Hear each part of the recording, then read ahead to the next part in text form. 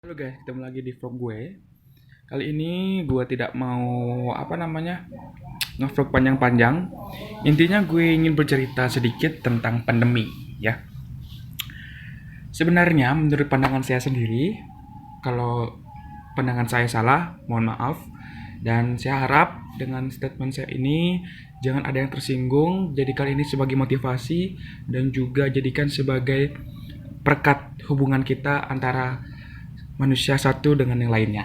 Oke, yang pertama, pandemi ini terdiri dari dua aspek kesalahan menurut saya sendiri. Yang pertama dari segi tim medis dan juga dari masyarakat kita sendiri. Kita bahas dari yang pertama, yaitu dari tim medis. Nah, menurut saya dan menurut pandangan saya, adanya pandemi COVID-19, rumah sakit ini memiliki tanggung jawab atau beban sehingga dia membuat data fiktif seolah-olah di rumah sakit tersebut terdapat pasien COVID-19 sehingga dia mendapatkan insentif dari pemerintah yang telah direncanakan oleh Bapak Joko Widodo, seperti itu.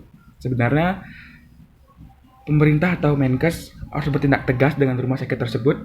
Bahkan kalau bisa tutup saja rumah sakit tersebut agar tidak terjadi dengan rumah sakit yang ada di Indonesia.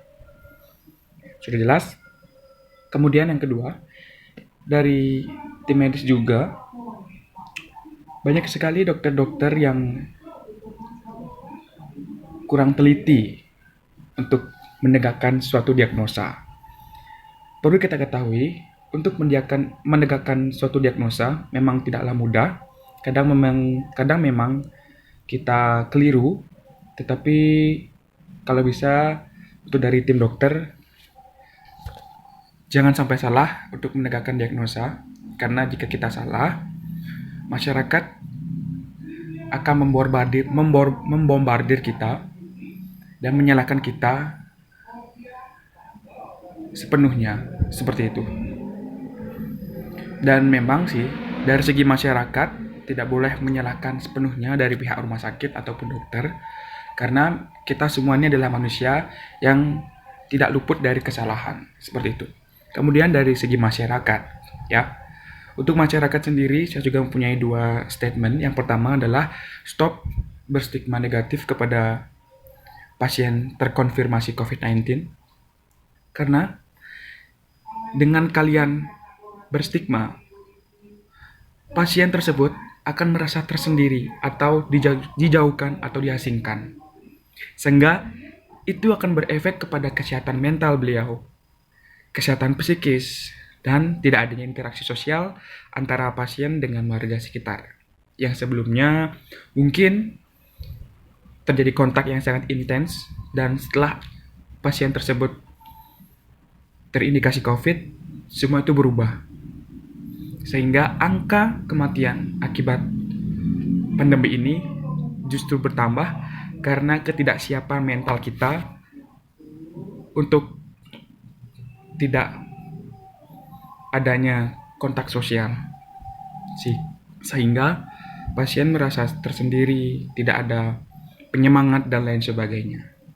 Jadi saya mohon untuk stop berstigma, ajak pasien terkonfirmasi positif dengan cara tetap protokol kesehatan, dan bila perlu kalian menelpon ataupun kalian video call pasien tersebut dan mengatakan semangat ataupun mau makan apa, nanti kita belikan, seperti itu. Kemudian lagi satu, akhir-akhir ini banyak sekali masyarakat yang membuat statement yang memang